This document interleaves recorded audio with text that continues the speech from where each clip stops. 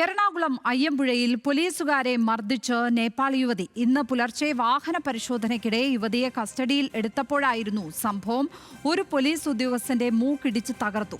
മറ്റ് 4 പോലീസുകാർക്കും പരിക്കേറ്റു. വിവരങ്ങളുമായി സഹിൻ ആന്റണി ചേരുന്നു. സഹിൻ, എത്ര മണിയോടെയായിരുന്നു ഈ സംഭവം ഉണ്ടായത്? ഈ ആക്രമണത്തിന് പിന്നിൽ എന്താണ്? പ്രകോപനം എന്താണ്?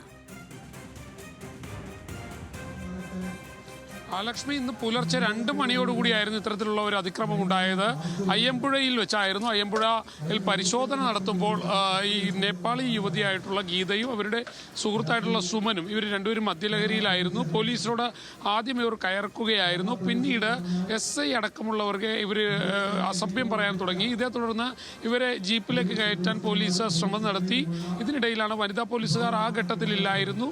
ഇതിനിടയിലായിരുന്നു ഈ നേപ്പാളി യുവതി ഗീത പോലീസുകാർക്കെതിരെ തിരിഞ്ഞത്. ഇവരുടെ ആൺസുഹൃത്തായിട്ടുള്ള സുമനെ പോലീസ് പിടികൂടിയപ്പോൾ ഈ SIയെ ഗീത വളഞ്ഞിട്ട് ആക്രമിക്കുകയായിരുന്നു. SIയുടെ മൂക്കിന്റെ പാലം ഇടിച്ചു തകർത്തിട്ടുണ്ട്. മൂക്ക് പൂർണ്ണമായും SIയുടെ തകർന്നു എന്നുള്ളതാണ് മനസ്സിലാക്കാൻ കഴിയുന്നത്.